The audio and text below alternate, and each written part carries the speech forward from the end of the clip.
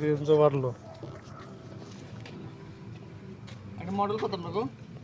13 model মনে হয়। 2013 গাড়ি মডেল এক্সিও। তো ভদ্রলোকের গাড়িটা এখানে এসে আপনার রিমোট থেকে কোনো দরজা খুলে না।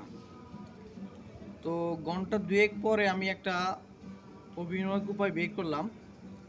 তো অভিনয় বিপদটা হচ্ছে এই যে গাড়ির সিটটা অনেক কষ্টে 2 থেকে আড়াই ঘন্টা পরে অনেক কষ্টে মেহনতের কারণে আল্লাহর দয়ায় খুলতে পারছি। এখন গাড়িটা লক টক সবই খুলে এই যে একটা কষ্ট সিক্রেট, অনেক সময় চাবি মানুষ হারায় যায়, মানুষের দেখা যাচ্ছে যে আপনার কোনো উপায় থাকে না। এই যে এখন এত রাত প্রায় 2টা, কোথায় পাবে মেকানিক, কোথায় পাবে চাবির দোকান, কোথায় পাবে রিমোটের ব্যাটারি।